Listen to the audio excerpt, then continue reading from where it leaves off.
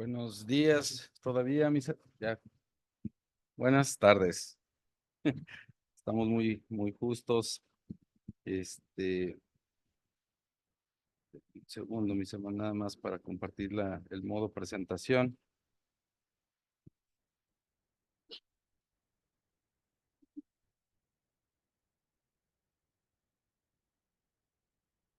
Muy bien.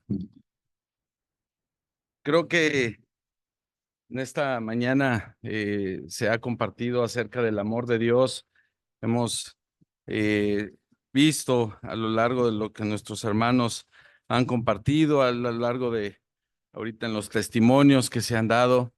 Hemos escuchado, leído acerca de una de las cosas que Dios, por medio de su Hijo, el Señor Jesucristo, nos dijo a todos los que hemos recibido a nuestro Señor como Salvador y ahora nos llamamos cristianos. Pero antes vamos a orar. Señor, gracias te damos porque tú estás en medio de nosotros. Gracias, Señor, porque eh, tenemos un sumo sacerdote capaz de compadecerse de nuestras debilidades. Tenemos a un Señor y Salvador que está aquí en medio de nosotros. Y Señor, en esta tarde quiero pedirte que sea tu palabra la que hable en nuestros corazones. Quita cualquier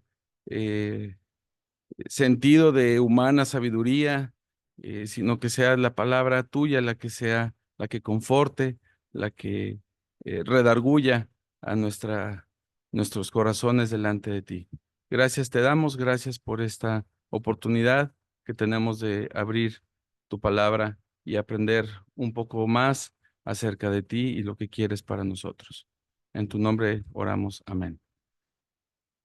Eh, pues el tema de esta tarde, mis hermanos, que yo quisiera compartir con ustedes es un tema que yo creo que todos, al menos los mayores, no, yo creo que todos los que estamos aquí hemos pasado por sufrimiento. Y digo todos porque incluso los niños, los bebés, desde que nacen, cuando nacen, pues hay un periodo de sufrimiento previo al nacimiento. Este, y quisiera en esta mañana que aprendiéramos, viéramos algunos aspectos acerca del sufrimiento en la vida de sus hijos, en la vida de cada uno de nosotros. Una de las promesas, y yo creo que es de las promesas que no nos gustan mucho, ¿sí? Pero una de las promesas que el Señor Jesucristo hizo a sus discípulos y a todos nosotros, pues es que sufriríamos. Sí. El Señor Jesucristo jamás negó, sí, jamás negó que el creyente, el cristiano, iba y tenía que pasar por sufrimiento. Aquí simplemente tengo unos versículos, dice, entonces Jesús dijo a sus discípulos, si alguno quiere venir en pos de mí, niéguese a sí mismo, tome su cruz, ¿sí? El negarse a sí mismo y tomar la cruz y seguir al Señor Jesucristo, esto implica sufrimiento. El mismo Señor Jesucristo en Mateo capítulo 10 dijo, el hermano entregará a la muerte al hermano y el padre al hijo y los hijos se levantarán contra los padres y los harán morir y seréis aborrecidos de todos por causa de mi nombre, mas el que persevere hasta el fin, este será salvo. Mateo capítulo 10. Juan capítulo 16 dice, estas cosas os he hablado para que no tengáis tropiezo. Os expulsarán de las sinagogas y aún viene la hora cuando cualquiera que os mate pensará que rinde servicio a Dios y harán esto porque no conocen al Padre ni a mí. Mas os he dicho estas cosas para que cuando llegue la hora os acordéis de que ya os lo había dicho. Porque a vosotros os es concedido a causa de Cristo no solo creer en él, sino también que padezcáis por él. ¿Sí? Vemos en estos versículos el Señor Jesucristo hablando a través, en Filipenses, a través de Pablo y en los evangelios, hablando él directamente acerca de algo que va a venir en la vida de todo creyente. Y esto es el sufrimiento. Sí. El sufrimiento, y nosotros cuántas veces buscamos evitar, evadir el sufrimiento. Yo creo que si cualquiera de nosotros pudiera saber que si toma cierta decisión o cierto rumbo, cierto camino, sí, y que eso lo va a llevar al sufrimiento, la tendencia del ser humano es correr al otro lado. La tendencia del ser humano es evitar el sufrimiento, pero no hay nada más real que el sufrimiento en la vida de los creyentes. Sí. Por eso dice en Juan capítulo 16, mas os he dicho estas cosas para que cuando llegue la hora. Y mis hermanos, ¿cuántas veces ha llegado a nuestra vida el sufrimiento de la manera menos o en el tiempo menos esperado? Sí.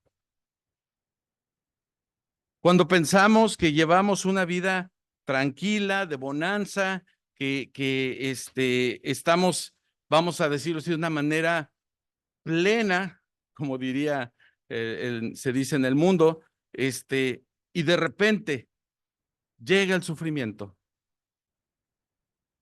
¿Cuántas veces esto provoca en nosotros inestabilidad, amargura, tristeza y otras reacciones? Siempre cuando se acaba un año y empieza otro, todos los buenos deseos pues van en torno a felicidad, prosperidad, salud, tantas cosas positivas, pero nunca pensamos o visualizamos el siguiente año como este año voy a sufrir. Pero no hay nada más real en la vida del creyente que el sufrimiento. Por eso dice el Señor Jesucristo, cuando llegue la hora, os acordéis de lo que ya os lo había dicho. Y en esta mañana, mis hermanos, quiero que veamos lo que el Señor Jesucristo dice sobre el sufrimiento o en toda su palabra. Sí. Si hoy estás sufriendo enfermedad, si hoy estás sufriendo persecución, si hoy estás sufriendo escasez, quisiera que en esta hora, sí, nos acordemos de lo que la Escritura nos dice sobre el sufrimiento. Y si no estás pasando por sufrimiento, pues también toma nota, porque sufrirás. Toma nota porque tarde que temprano el sufrimiento llegará a la vida de los hijos de Dios. Dice en Hechos, hablando de Juan y de Pedro, y ellos salieron de la presencia del concilio gozosos de haber sido tenidos por dignos de padecer afrenta por causa, perdón, ahí le corté, del nombre de nuestro Señor Jesucristo.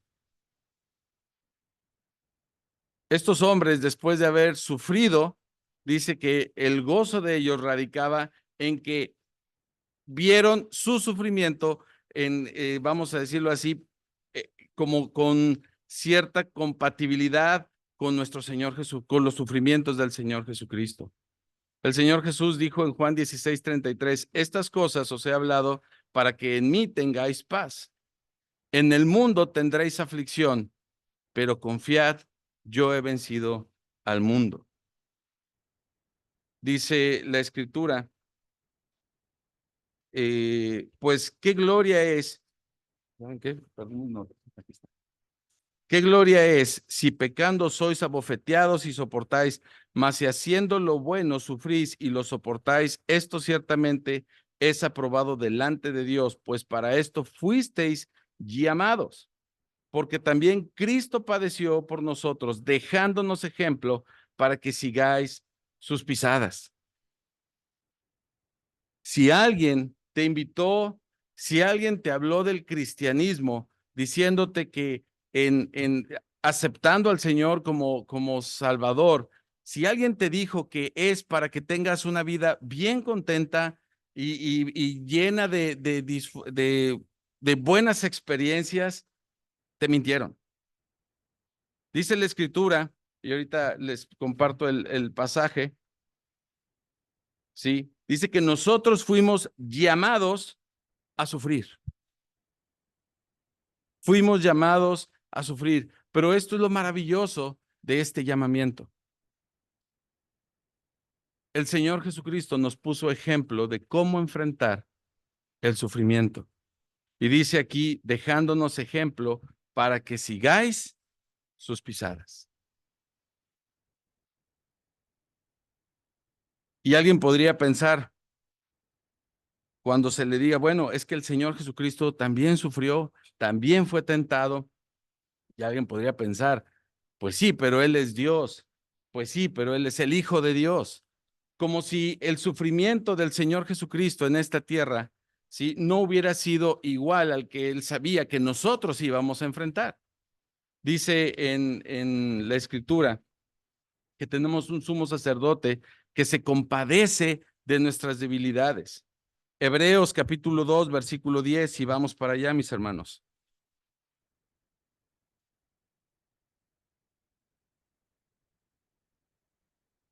Hebreos capítulo 2, versículo 10. Porque convenía a aquel por cuya causa son todas las cosas y por quien todas las cosas subsisten, que habiendo de llevar muchos hijos a la gloria, perfeccionase por aflicciones al autor de la salvación de ellos. Y podríamos pensar que el Señor Jesucristo no era perfecto. ¿Por qué dice aquí el escritor de Hebreos que era necesario que el Señor Jesucristo fuera perfeccionado a través de las aflicciones? En Hebreos capítulo 5, versículo 8 y 9, dice que aunque era hijo, por lo que padeció, aprendió la obediencia y habiendo sido perfeccionado, vino a ser autor de eterna salvación para todos los que le obedecen.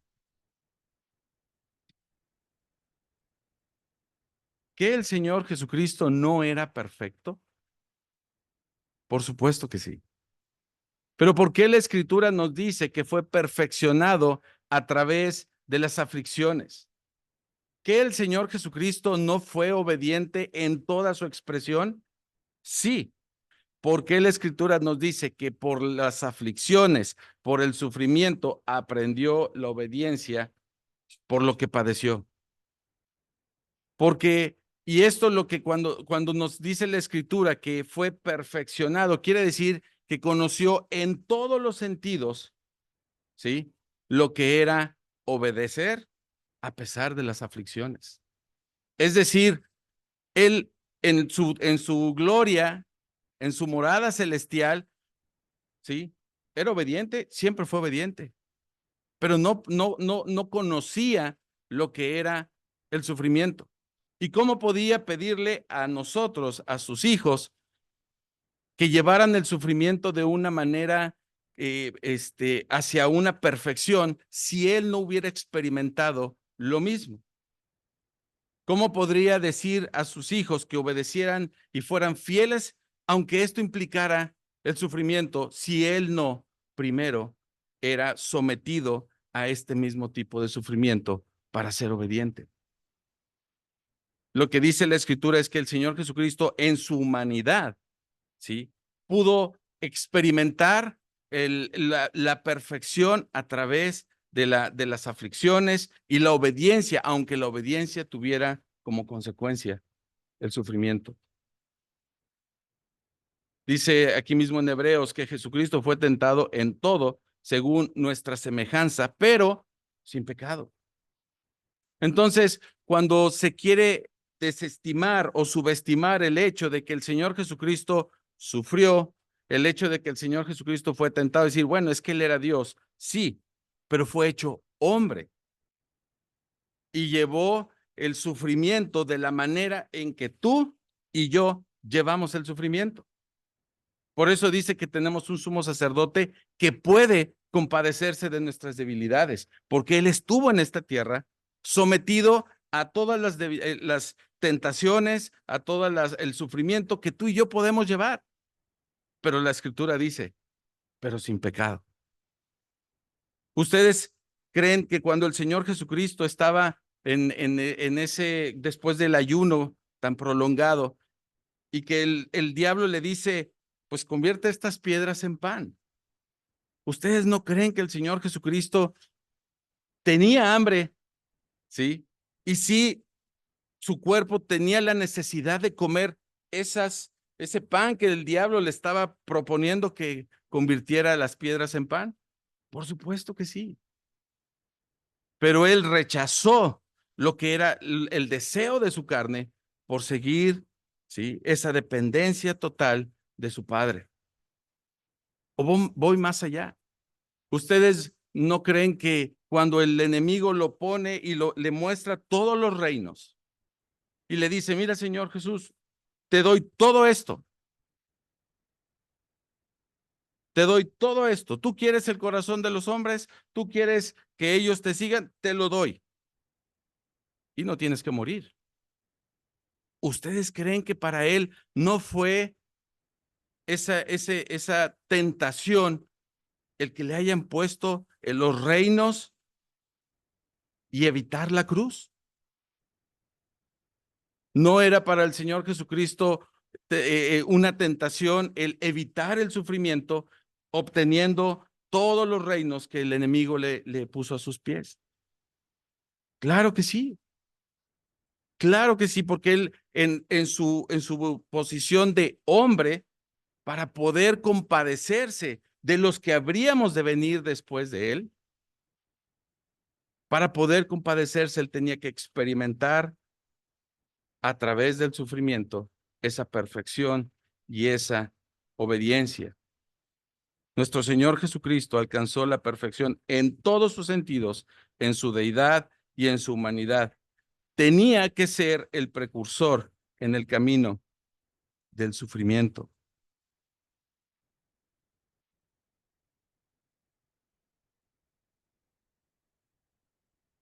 Ahora,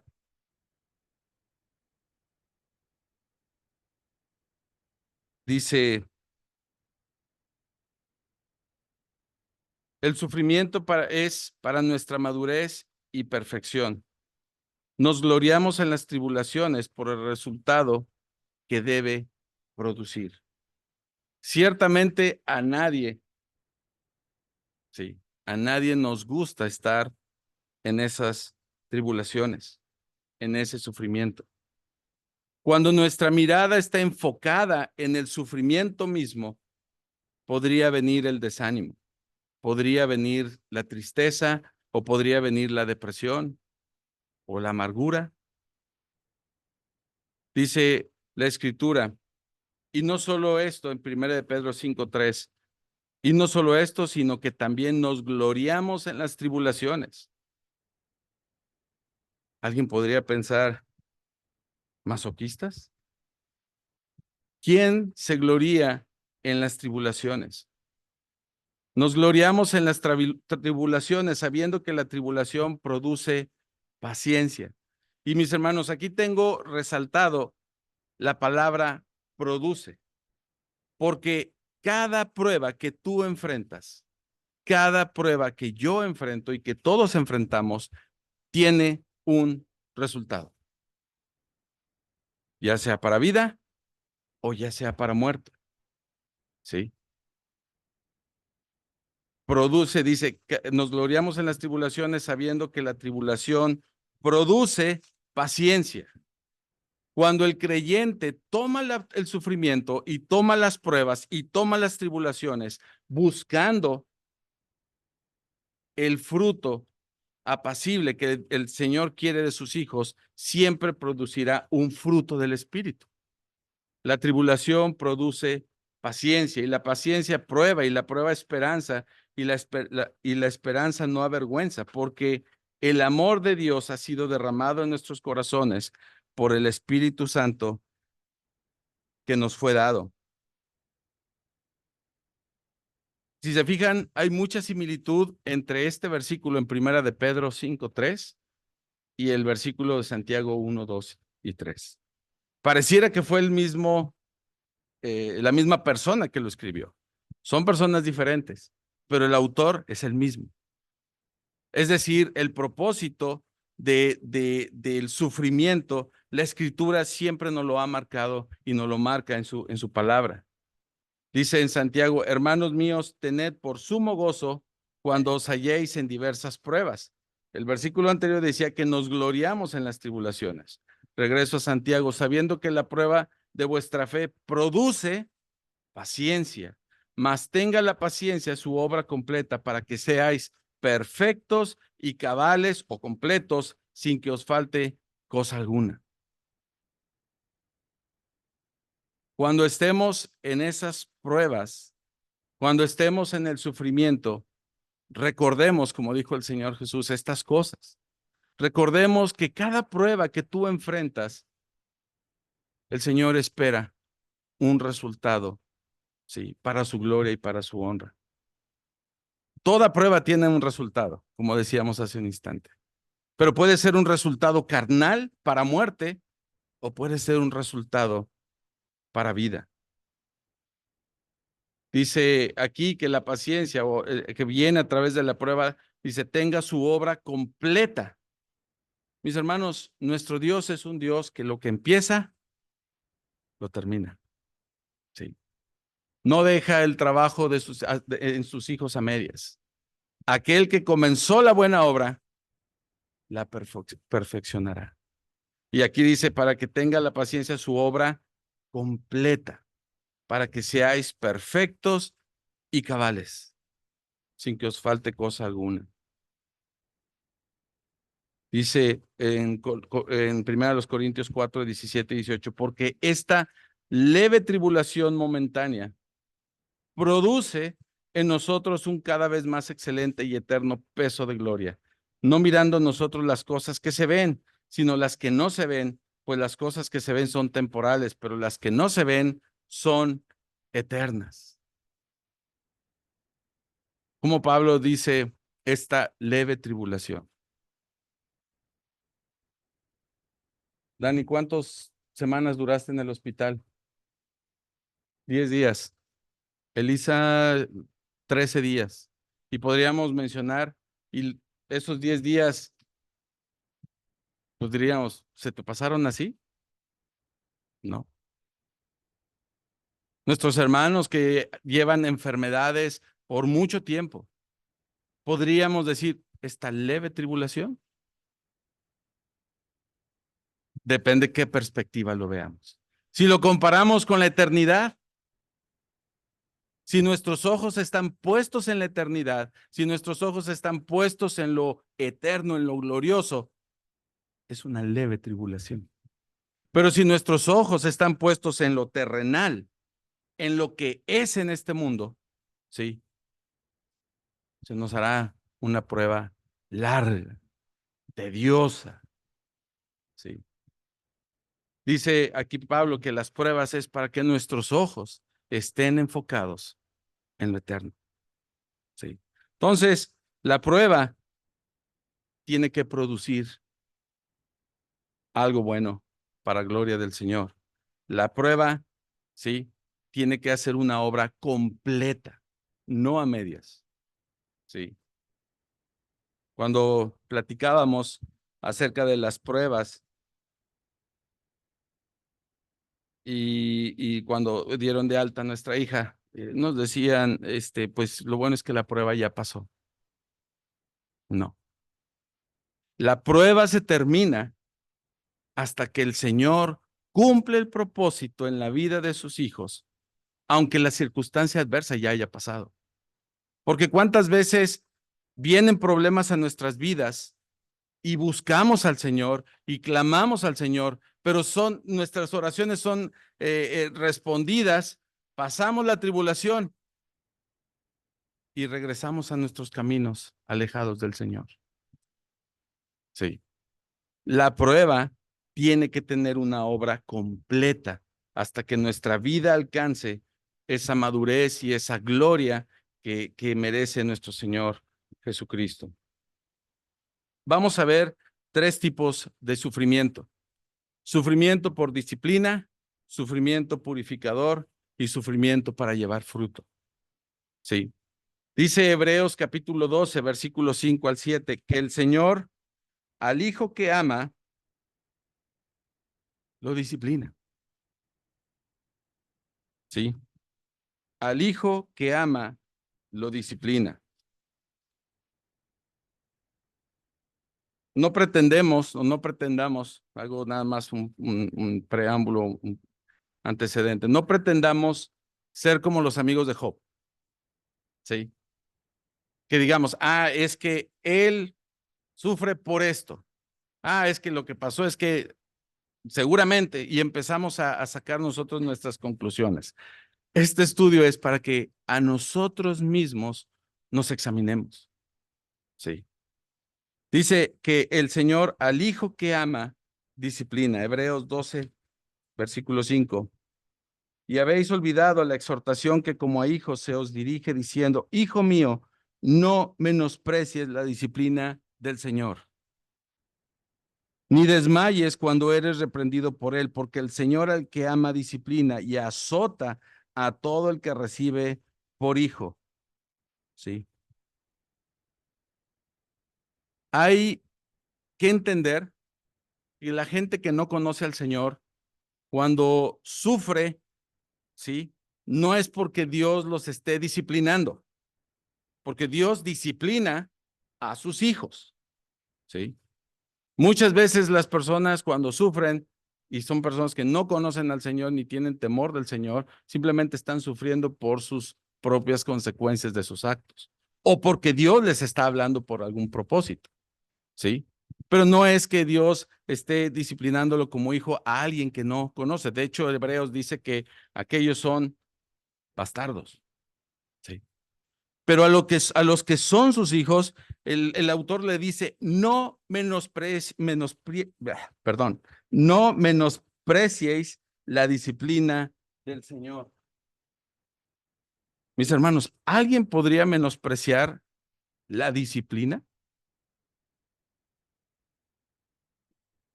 Sí. Y aquí abajo vemos 3 ejemplos.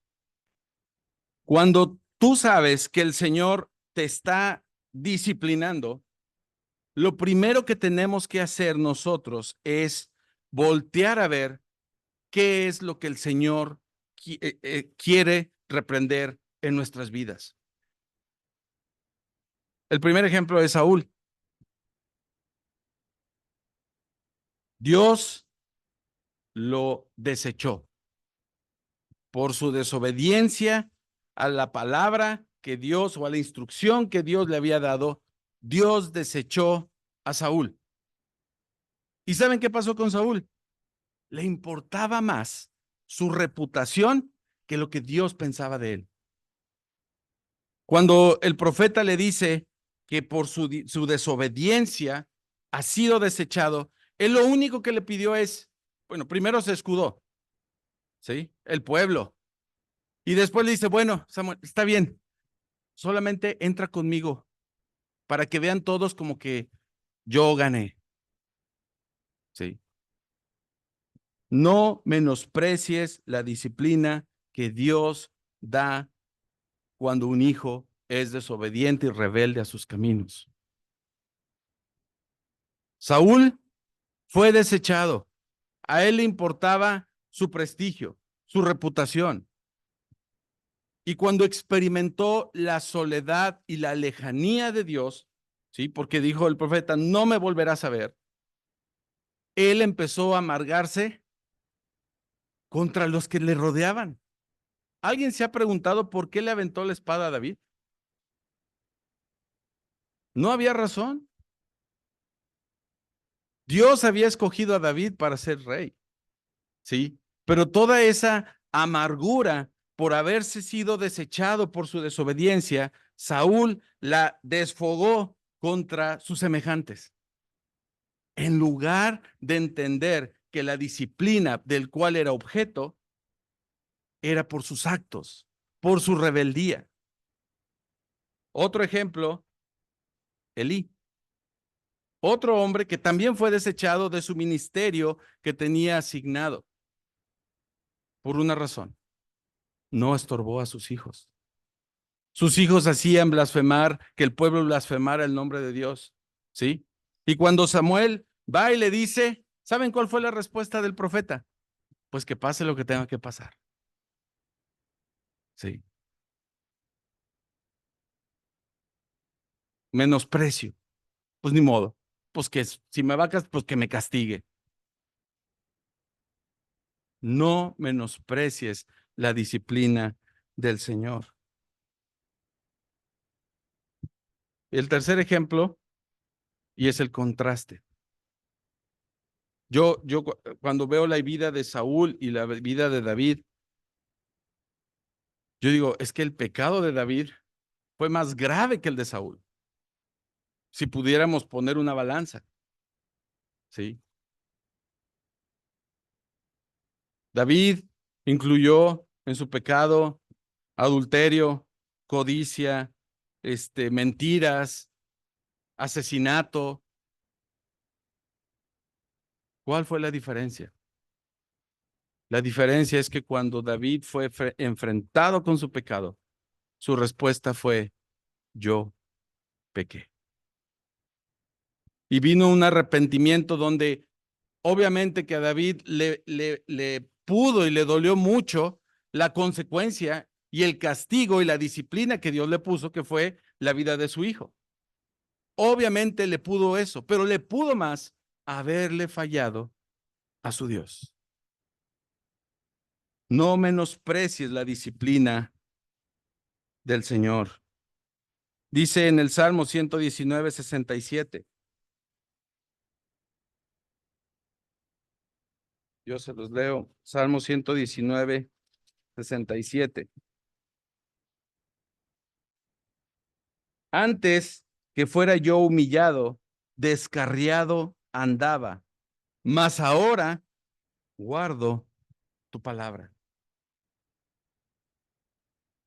La disciplina, mis hermanos, cuando el sufrimiento es por la disciplina que el Señor ejerce ante la desobediencia de alguno de nosotros como sus hijos, ¿sí?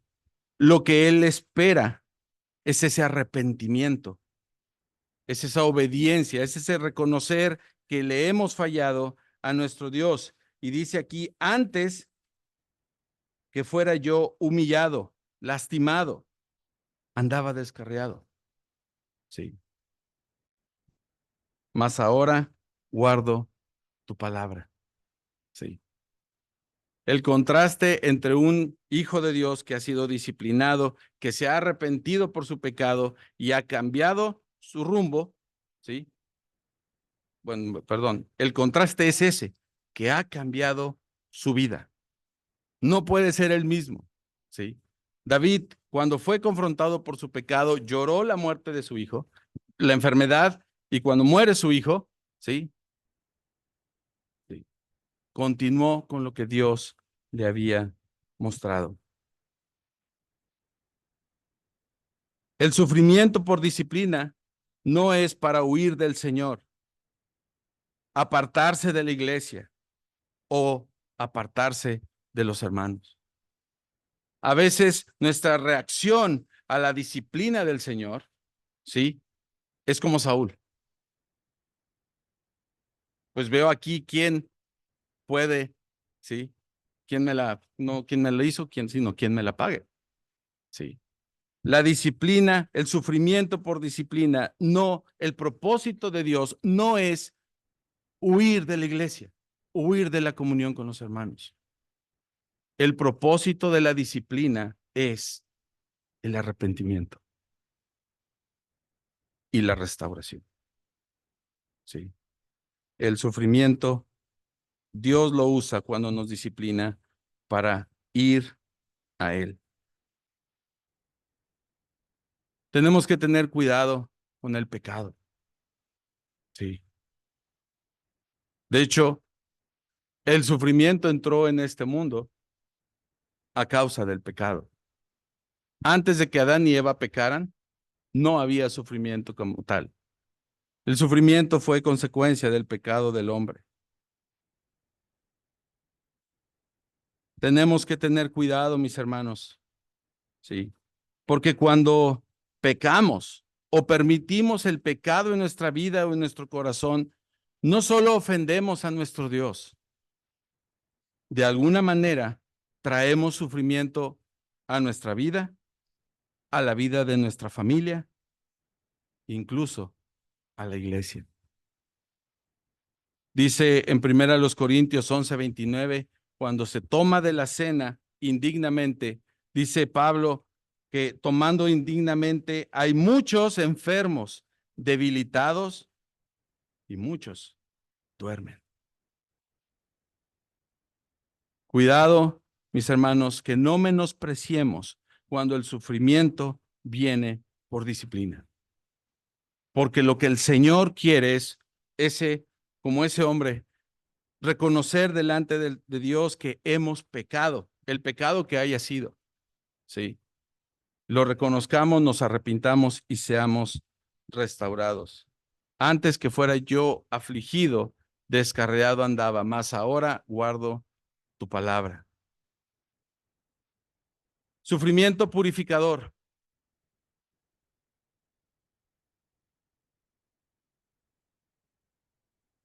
Dice en Isaías 48:10, he aquí, te he purificado y no como a plata te he escogido en horno de aflicción.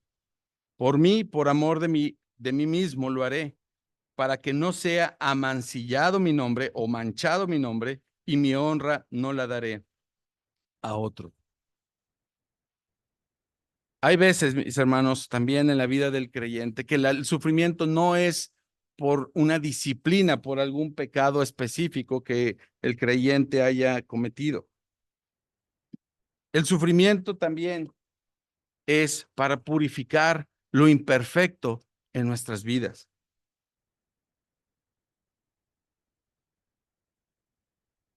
El sufrimiento es también para esas cosas imperfectas en nuestras vidas sean quitadas, así como se purifica el oro, ¿sí? Por el calor, por las temperaturas, la purificación viene, ¿sí? Para encontrar ese oro lo más limpio posible. Por eso dice Isaías que hemos sido purificados en horno de aflicción.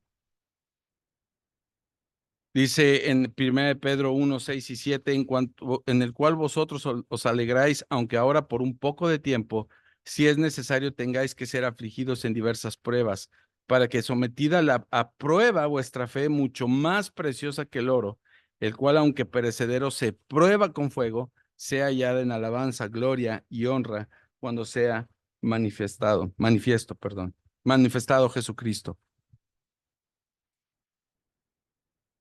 El sufrimiento, mis hermanos, es para purificar nuestras vidas y también, sí, para probar la genuinidad de nuestra confesión. Porque cuántas personas han confesado a nuestro Señor Jesucristo, pero cuando viene el fuego de prueba, se aleja. Sí. El sufrimiento es también para probar qué tan genuino es nuestra confesión con palabras. Desgraciadamente, hoy en día, las religiones han corrompido el verdadero evangelio. Han querido infiltrar un evangelio falso que se le conoce como el evangelio de la prosperidad, donde se dice que lo que Dios tiene para ti es un plan maravilloso para tu vida y que en este mundo Dios quiere bendecirte y llenarte de bendiciones. Este evangelio de prosperidad no trae vidas que adoren a nuestro Señor Jesucristo. Este evangelio de la prosperidad únicamente hace traer vidas que adoren la comodidad o los bienes materiales. Es por eso que a través del fuego de la prueba es para ver la autenticidad de la confesión. Nuevamente hago hincapié al versículo que dice, aquel que comenzó la buena obra la perfeccionará hasta el fin. ¿Cómo podemos saber ¿O cómo podemos, sí, estar, cómo pudimos ver la fe de Abraham, sino a través de su obediencia cuando se le pidió sacrificar a su hijo? La autenticidad de nuestra fe se muestra también por la obediencia a la palabra, aún y que esto implique sufrimiento. Dice aquí que el resultado de la prueba es una fe más preciosa que el oro.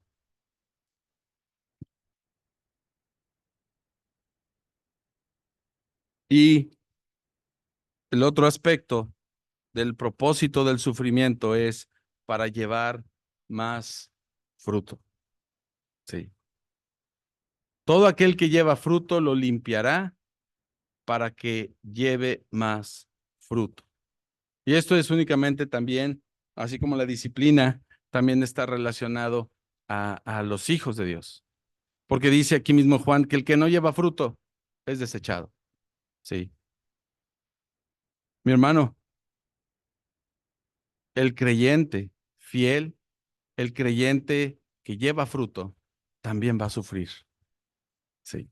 También va a sufrir porque el propósito que Dios tiene en la vida del creyente no es la estabilidad espiritual. Es decir, a veces pensamos que con ir a la iglesia, tal vez los martes o los miércoles, tal vez pues no portándome tan mal, pensamos que con eso llevamos un promedio estándar de cristianismo y no hay más alejado de eso. La vida del creyente es para llevar más fruto. La comodidad, la quietud espiritual únicamente, sí, refleja la ausencia de un Dios obrando en la vida de esa persona. Vemos aquí que el propósito de Dios, a través de limpiar esa vid, dice, "Pues, yo soy la vid y ustedes los pámpanos, ¿sí? Nosotros como pámpanos somos limpiados para llevar más fruto, ¿sí? La mediocridad espiritual no tiene cabida en el pueblo y en la iglesia. El cristiano conforme con un estándar, ¿sí? Su estándar normalmente, ¿sí? Dice la escritura, simplemente no lleva fruto y será desechado. El propósito de Dios en la vida de los creyentes es llevar más fruto.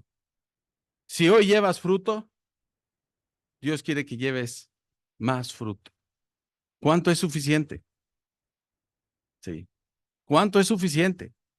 O sea, tengo que hacer esto, tengo que ir, tengo que orar. A veces nosotros humanamente ponemos nuestros niveles de espiritualidad.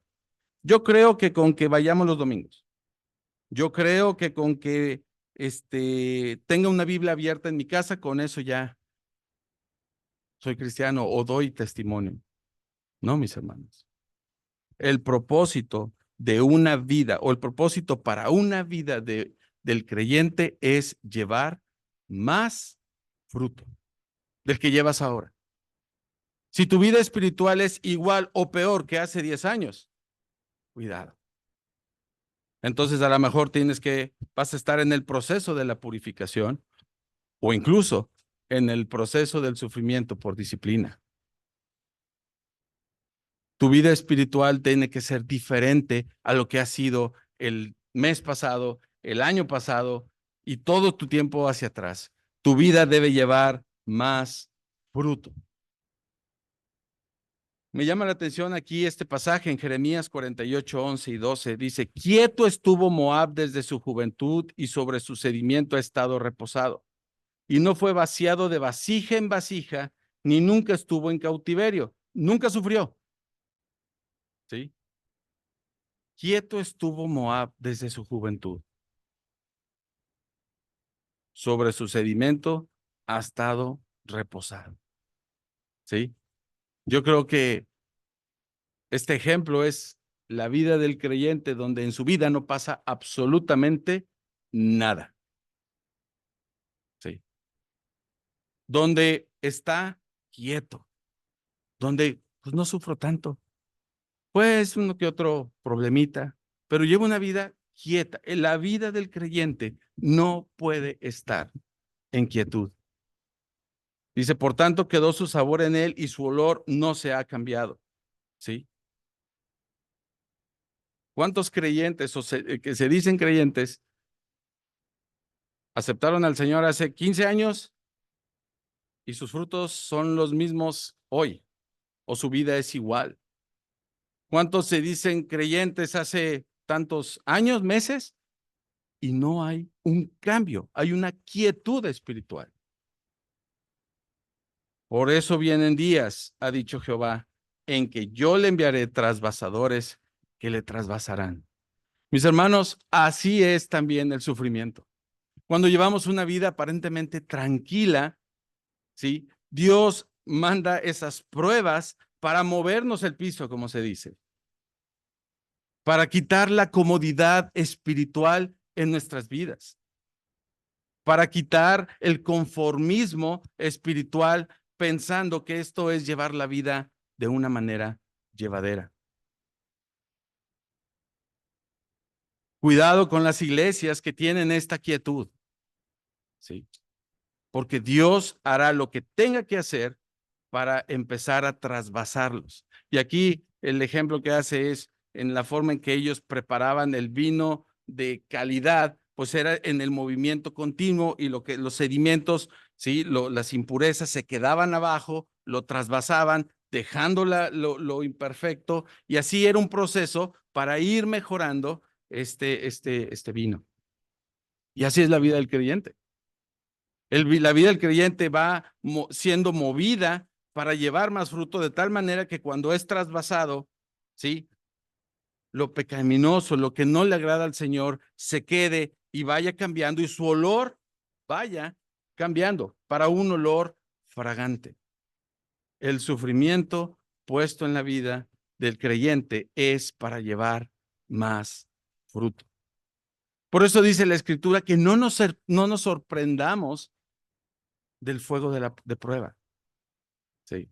No nos sorprendamos, mis hermanos, porque el Señor tiene propósitos maravillosos, aunque no nos guste sufrir. Tiene propósitos, sí. Cuando es por disciplina, tiene un propósito de arrepentimiento y restauración. Cuando es por purificación, es un propósito el sufrimiento para vidas transformadas para Él. Y cuando el sufrimiento es para llevar más fruto, pues es por el propósito de dar abundante fruto en nuestra vida y nuestro caminar con Él. Había un puritano, un cristiano puritano, Jeremiah Burroughs, que decía, la mano de mi padre nunca provocará una lágrima innecesaria en ninguno de sus hijos. Si tú estás pasando por prueba, busca el propósito de esa prueba. Si tú estás por enfrentar aflicción, estás enfrentando sufrimiento, prueba, tribulación y te ha costado lágrimas, hay un propósito por ese sufrimiento. Identifica si es disciplina, identifica si es purificación o identifica si es para que lleves más fruto. Ninguna lágrima en los hijos de Dios, sí, es por casualidad. Dios tiene un propósito en tu sufrimiento.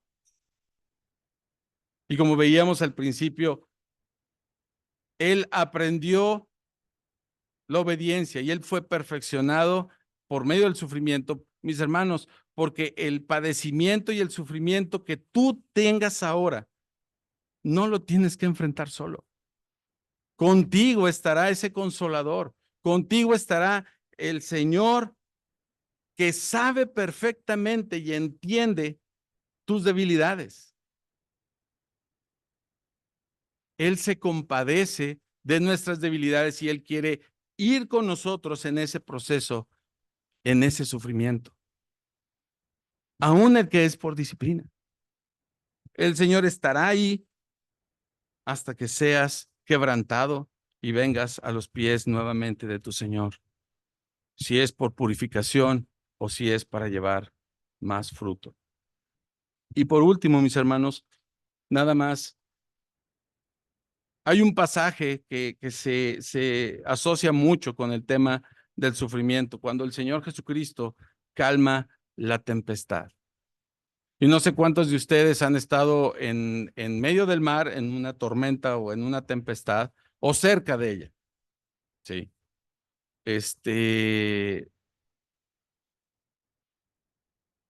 En ese momento, yo no he estado, bueno, así como en un barco, en una tempestad, no, pero sí he visto y podemos ver lo impresionante que son estas tormentas. Sí. Y cómo un barco, por más grande y autosuficiente que se pudiera percibir, cómo ante una tormenta puede ser destruido. ¿Y qué cosas podemos aprender? Y quisiera nada más que leyéramos Mateo capítulo 8. Mateo capítulo 8,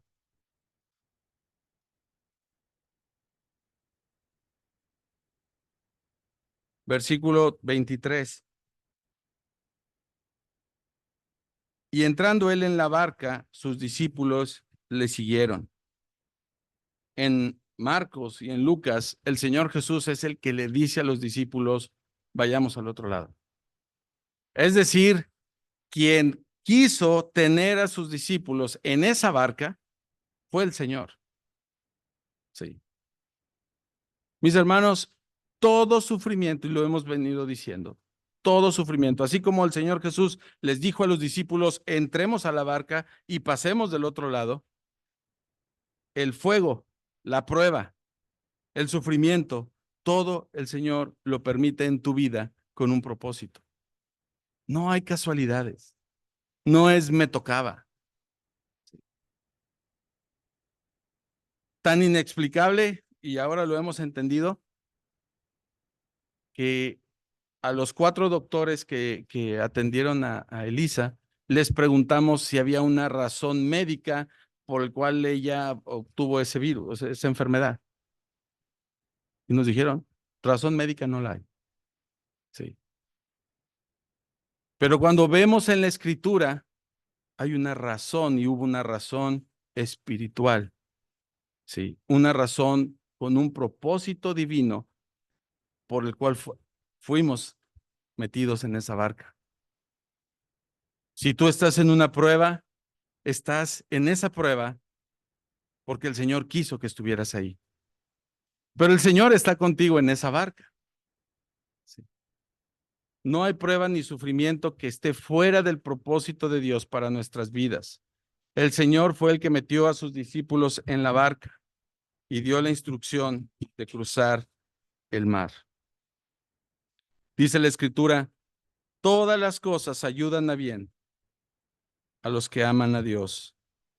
Todas las cosas ayudan a bien. Jesús no prometió la ausencia de problemas en nuestras vidas, pero sí prometió la preparación para enfrentarlo y su presencia en nuestro sufrimiento. Dice en Lucas 8:23 que se desencadenó una tempestad. No la esperaban, no esperaban esa tempestad. Sí, se vino una tormenta de la nada. Así nos pasa muchas veces con el sufrimiento. No lo esperamos. Cuando menos esperas, recibes una llamada con una mala noticia. Cuando menos lo esperas, viene alguien de tu familia con una enfermedad o en ti mismo. El Señor Jesucristo prometió estar con nosotros todos los días, incluso en los peores días que tengamos. Y las pruebas también son el antídoto contra nuestro sentido de autosuficiencia. Varios de los hombres que estaban en esa barca eran hombres experimentados en tormentas. Sí, eran pescadores. Y dice la escritura que ellos navegaban, pero cuando ya no podían, fueron al Señor Jesús. Cuando se acabaron sus recursos, que seguramente Pedro y otros de los que eran pescadores, cuando vieron la tormenta, buscaron los recursos que ellos sabían, que habían aprendido con los años. Y nada fue suficiente en esa prueba, en esa tormenta.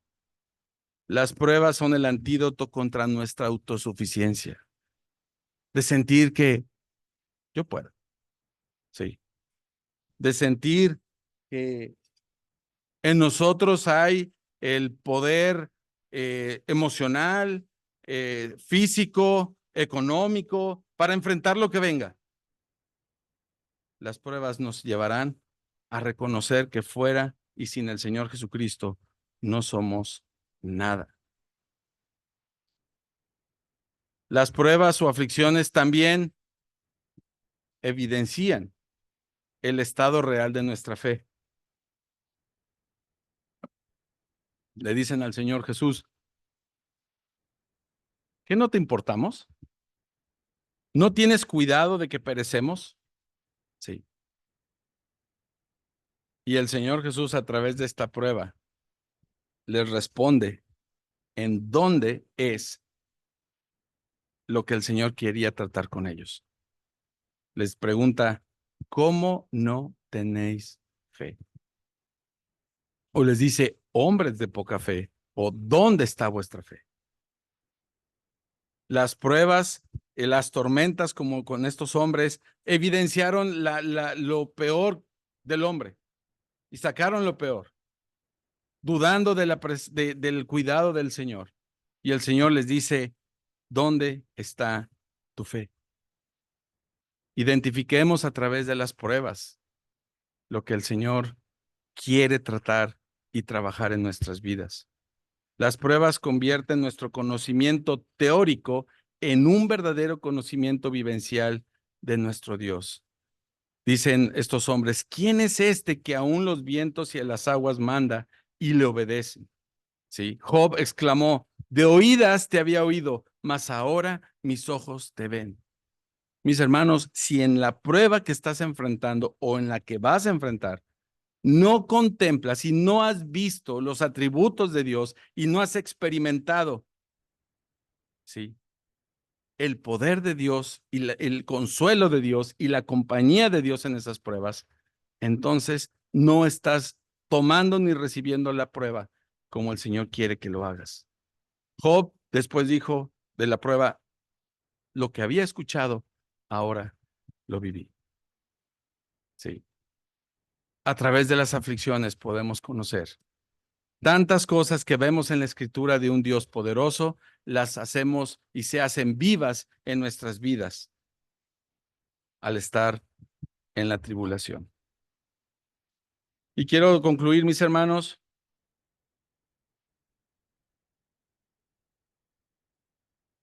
no sé por qué se quitó, pero quiero concluir, mis hermanos, con un agradecimiento. Esto que compartí el día de hoy con ustedes es algo de muchas cosas que el Señor me ha mostrado en mi vida, sí. El Señor, a través de la prueba, creo que una de las pruebas más difíciles que uno puede tener es con sus hijos.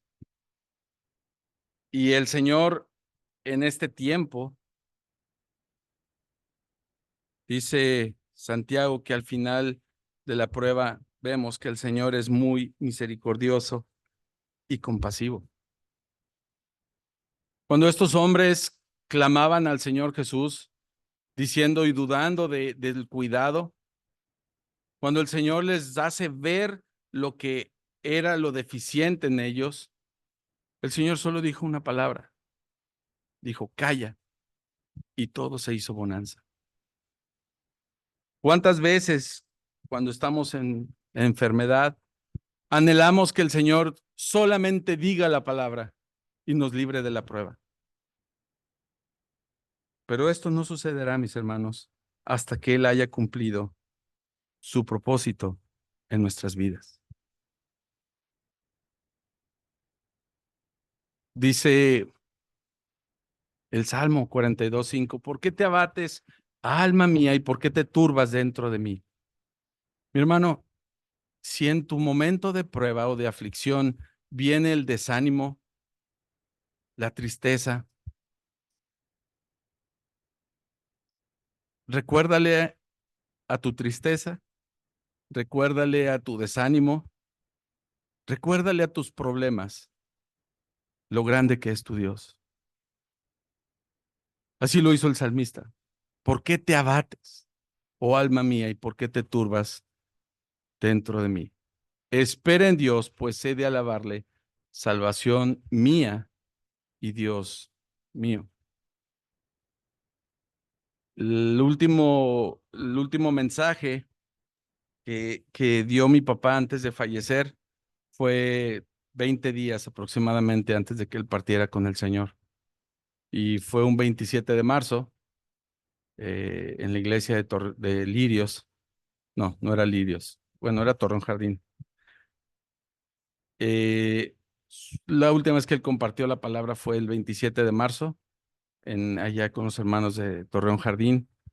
Y él concluyó su mensaje diciendo, no le digas a Dios cuán grandes son tus problemas. Dile a tus problemas qué grande es tu Dios. Y en estos días pasados, mis hermanos, era difícil, sí, era muy difícil estar en la prueba, estar en la aflicción. Es muy difícil decir, Señor, hágase tu voluntad. Yo les puedo decir, hermanos, que hubo momentos que yo no pude, sí. Y el Señor en esta prueba me llevó a hacerme ese análisis del por qué la prueba en nuestra vida. Y encontré tres razones. Puede haber, y yo estoy seguro que hay más, pero encontré que era para disciplinarnos de lo que no le agradaba en nuestras vidas, para purificarnos y para que llevemos fruto. Sí. Por eso los hombres seguidores de nuestro Señor Jesús, aún en medio de la prueba, dice la Escritura, que estaban gozosos. Es inexplicable para los que no conocen al Señor. Y es inexplicable para quien no ha pasado prueba y ha visto y sentido el poder de Dios en cada momento de esa prueba.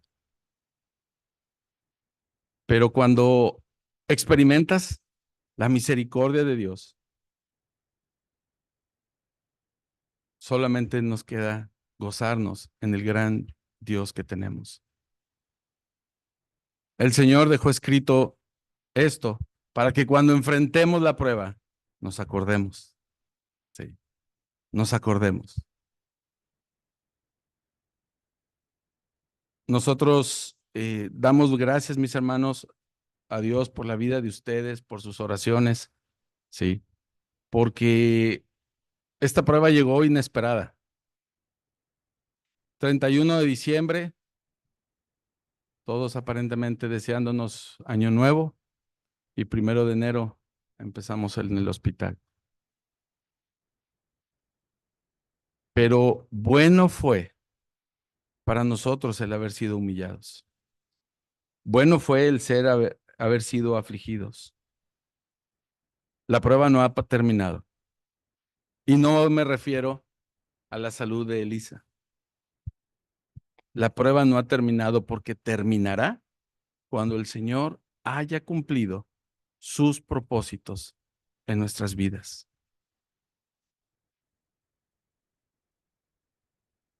El Señor, como decíamos hace un instante, no prometió una vida del creyente con ausencia de pruebas. Él prometió estar con nosotros en cada prueba, en cada sufrimiento que nos encontremos. Y damos gracias a Dios, mis hermanos, porque somos esas vasijas de barro, necias, rebeldes, que se deshacen y no toman la forma que su alfarero quiere. Pero dice la Escritura, el Señor vuelve y la hace otra vasija. Aquel que empezó la buena obra, la terminará hasta el día de Jesucristo. Y damos gracias a Dios porque estamos en manos del alfarero. Que sea de ánimo, mis hermanos, para aquellos que se encuentran en prueba o en adversidad. Y que sea de preparación para los que todavía no. Sí. Acordémonos que el Señor lo dijo. Van a venir. En el mundo tendréis aflicción, pero confiad, yo he vencido al mundo. Vamos a orar. Y gracias, Señor, te damos porque somos más que vencedores. Y no por una autosuficiencia, sino la victoria la das tú, Señor. Y la victoria no es la ausencia de los problemas, la victoria es la confianza del creyente aún en medio de esas pruebas. Gracias, Señor, porque ¿cómo podríamos experimentar la compasión, el amor, el cuidado, el consuelo, si no es a través, estando en medio de la aflicción y el fuego de la prueba? Señor, pero queremos que esta prueba tenga ese fruto que tú esperas de nuestra vida. Si es el sufrimiento para arrepentimiento, Señor, que venga arrepentimiento. Que no menospreciemos la disciplina que das a tus hijos. Si es para purificación, Señor, quita lo que no te agrada en nuestras vidas. Y si es para fruto, Señor, que nuestras vidas den abundante fruto. Cualquiera que sea la situación, Señor, nuestra confianza está en este sumo sacerdote que se compadece de nosotros y nos acompaña en cada proceso de nuestras aflicciones. Gracias, Señor, te damos porque tu palabra es verdad y está siempre con nosotros, recordándonos lo grande y maravilloso que eres. Te amamos, Señor, porque tú nos amaste primero. Y en tu nombre oramos. Amén.